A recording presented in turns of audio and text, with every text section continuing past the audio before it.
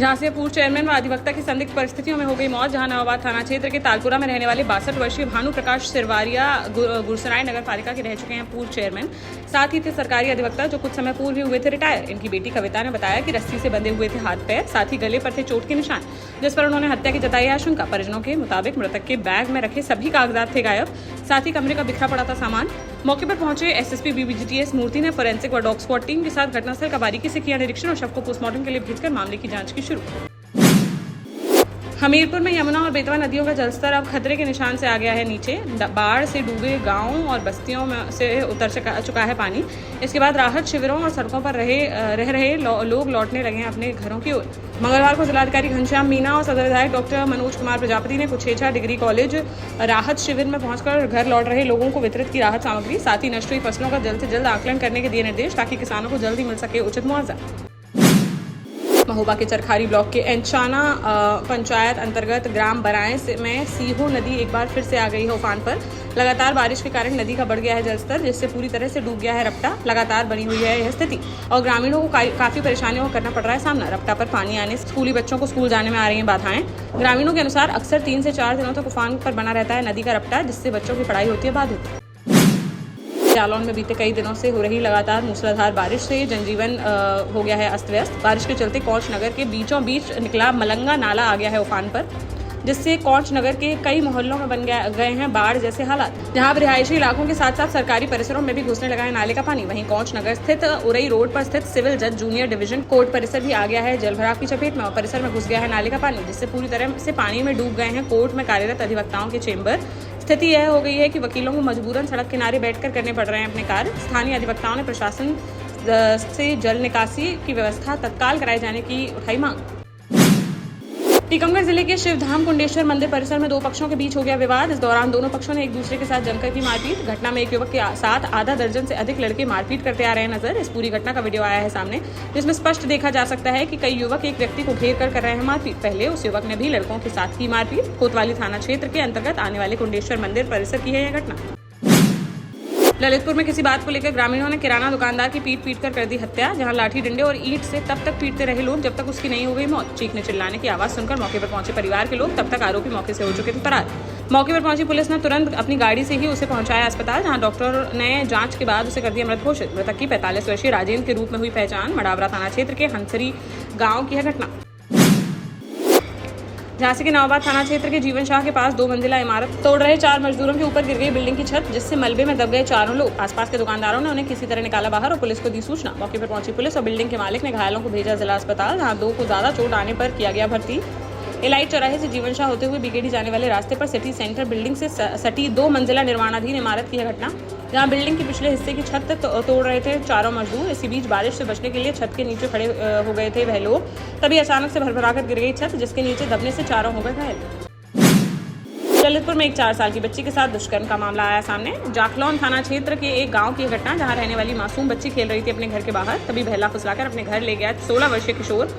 वहां उसने बच्ची के साथ किया दुष्कर्म। किसी तरह रोती हुई अपने घर पहुंची बच्ची और उसने अपने पिता को बताई पूरी आपबीती। इसके बाद बच्ची को लेकर थाने पहुंचे परिजन। पुलिस ने त्वरित कार्रवाई करते हुए आरोपी किशोर के खिलाफ मुकदमा कर लिया है दर्ज और हिरासत में लेते हुए कार्रवाई की शुरू। महोबा शहर के काशीराम कॉलोनी में रहने वाले युवक की विद्युत करंट लगने से हो गई मौत, जहां मृतक की राशिद अली पुत्र नासिर अली के रूप में हुई पहचान। राशिद ही रिक्शा चालक के रूप में करता था काम। बीती शाम को एक व्यक्ति ने राशिद को मोबाइल रिपेयरिंग की गुमटी खिसकाने के लिए बुलाया था, तभी गुमटी को स्थानांतरित करते समय पास के विद्युत पोल की चपेट में आ गया राशिद, जिससे उसकी मौके पर ही हो गई दर्दनाक मौत। टीकमगढ़ में गौवंशों की दुर्दशा के विरोध में बुंदेलखंड पीठाधीश्वर महंत सीताराम दास महाराज ने किया अनोखा प्रदर्शन, जहां उन्होंने कलेक्ट्रेट परिसर में शिवलिंग स्थापित कर किया रुद्राभिषेक। इस दौरान विश्व हिंदू परिषद, बजरंग दल सहित अन्य हिंदूवादी संगठनों के कार्यकर्ता भी रहे मौजूद। रुद्राभिषेक के बाद महंत ने कलेक्टर के नाम सौंपा ज्ञापन। महंत सीताराम दास ने कहा कि जिले भर में गौवंश के संरक्षण और संवर्धन के लिए प्रशासन है असंवेदनशील। प्रमुख सड़कों पर भटक रहे हैं गाय बैल। गाँव में शासकीय गौशालाएं खुलने के बावजूद गौवंश के लिए नहीं की जा रही है उचित प्रबंध, जिसके लिए कई बार किए गए धरना प्रदर्शन, लेकिन प्रशासन द्वारा नहीं उठाए गए कोई ठोस कदम। चेतावनी देते हुए कहा कि अगर जल्द से जल्द नहीं किए गए प्रबंध तो जिले भर में बड़ा आंदोलन करने के लिए वे होंगे बाध्य। दतिया के कोटरा गांव में बाढ़ के बाद शुरू हो गया है सियासी घमासान। यहाँ पूर्व गृह मंत्री डॉक्टर नरोत्तम मिश्रा और दतिया विधायक राजेंद्र भारती के बीच आरोप प्रत्यारोप का चल रहा है दौर। हाल ही में बारिश से कोटरा में बने थे बाढ़ जैसे हालात। सबसे पहले पूर्व गृह मंत्री डॉक्टर नरोत्तम मिश्रा ने गांव पहुंचकर बचाव कार्यों की निगरानी और अधिकारियों को राहत कार्यों के दिए निर्देश। 2 दिन बाद गांव पहुंचे विधायक राजेंद्र भारती ने डॉक्टर मिश्रा पर साधा निशाना, जिन्होंने कहा कि 2021 की बाढ़ में हेलीकॉप्टर से आए थे नेताजी और 7.5 करोड़ हुए थे खर्च। अब आए हैं ट्रैक्टर से, देखना होगा कि कितने करोड़ का बनेगा हिसाब। वहीं नगर पार्षद किरण तिलवानी ने वीडियो जारी कर विधायक राजेंद्र भारती को दिया जवाब और कहा कि विधायक के पास 4 करोड़ की है निधि, वे बताएं कि कोटरा में कितने रुपए राहत में किए हैं खर्च। देश का जाना माना सैनफिन ग्रुप आपके लिए फिर लाया है झांसी में वास्तु के हिसाब से फ्लोर प्लान सहित एक शानदार टाउनशिप, जिसमें सुरक्षा की दृष्टि से सीसीटीवी, एक ही ग्रैंड गेट से एंट्री और एग्जिट, चौड़ी सड़कें, parking, car wash area, senior citizen and international fountain parks, swimming pool, gym, badminton, tennis आदि courts, school, hospital, shopping mart आदि कई सुविधाएं। इसीलिए तो हम झांसी में लोगों की पहली पसंद। 12 साल पहले अपने स्टार्टअप के साथ ही योग्य नेतृत्व, अनुभवी टीम और सक्षम सेंट्रलाइज और उत्तरदायी प्रबंधन के बल पर सबको घर गुणवत्ता के साथ समय पर घर की योजना के तहत सैनफिन समूह ने बहुत ही कम समय में 1500 से ज्यादा यूनिट्स को दिया है कब्जा। समय पर डिलीवरी से हमारे ग्राहकों में बढ़ा है विश्वास और मिली है संतुष्टि।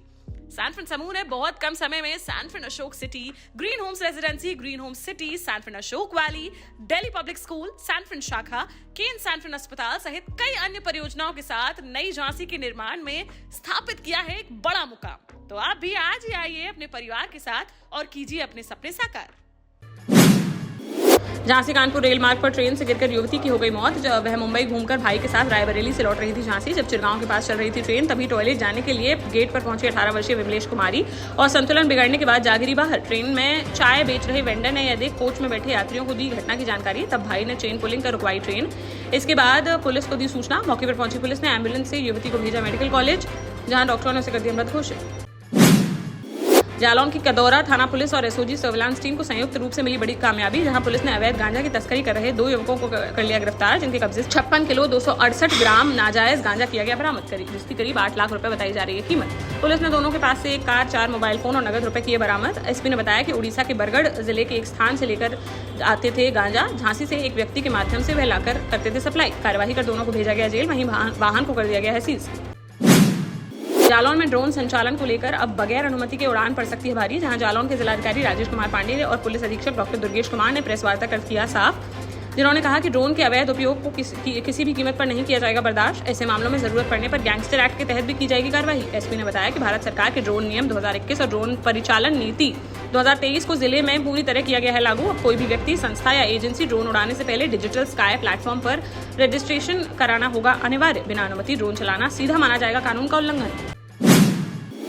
96वीं जयंती के अवसर पर संघर्ष सेवा समिति द्वारा एक शाम किशोरदा के नाम कार्यक्रम का दीनदयाल सभागार में किया गया भव्य आयोजन। कार्यक्रम में मुख्य अतिथि के रूप में महापौर बिहारीलाल आर्य, मुंबई से आमंत्रित फिल्म निर्माता, निर्देशक व लेखक राज शांडिल एवं पार्श्व गायक शैलेंद्र कुमार व विशिष्ट अतिथि के रूप में भानु सहाय, बंगरा ब्लॉक प्रमुख भारती आर्य रही उपस्थित, जबकि पूर्व केंद्रीय मंत्री प्रदीप जैनादित्य ने की कार्यक्रम की अध्यक्षता। अतिथियों के आगमन पर मुख्य आयोजक डॉक्टर संदीप सरावगी द्वारा तिलक व माल्य अर्पण कर किया गया स्वागत। तत्पश्चात अतिथियों व आयोजक द्वारा दीप प्रज्वलन कर की गई कार्यक्रम की शुरुआत। कार्यक्रम में आमंत्रित गायकों द्वारा किशोर कुमार के गानों पर किया गया बेहतरीन प्रदर्शन, जिसे सुनकर झूम उठे श्रोतागण। अंत में सभी को प्रशस्ति पत्र देकर व शॉल उड़ाकर किया गया सम्मानित।